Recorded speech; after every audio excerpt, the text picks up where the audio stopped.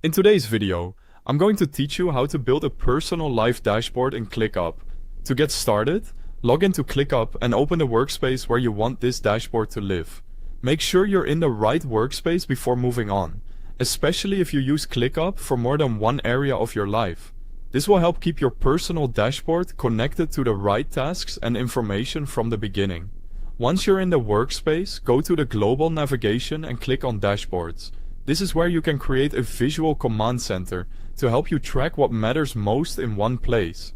In the upper right corner, click New Dashboard, then choose Start from Scratch. Starting from scratch gives you a clean setup so you can build a dashboard tailored to your personal workflow without any extra elements you don't need.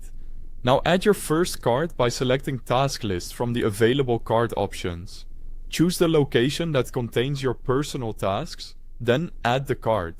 This card is useful because it gives you a direct view of the tasks you want to manage on a regular basis. Next, click Add Card and choose Overdue Tasks from the available tables cards. Add it to your dashboard so you can clearly see any personal tasks that have missed their deadlines. This makes it much easier to spot what needs immediate attention. After that, click Add Card again and select the pie chart version of Priority Breakdown from the Priorities section. Configure it so it displays the priorities of your personal tasks. This card gives you a quick visual summary of how your workload is distributed, which can be helpful when deciding what to focus on next.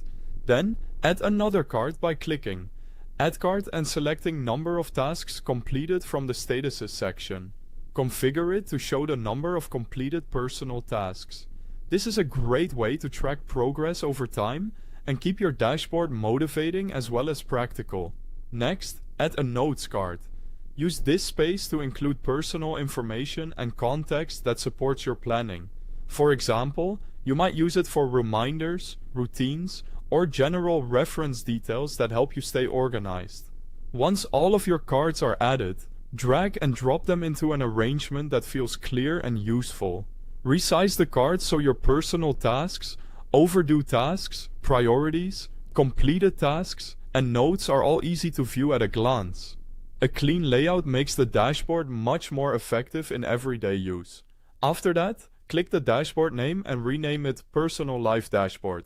Finally, review everything to make sure your personal tasks and information are displaying correctly and that the dashboard is working the way you want. Thanks for watching.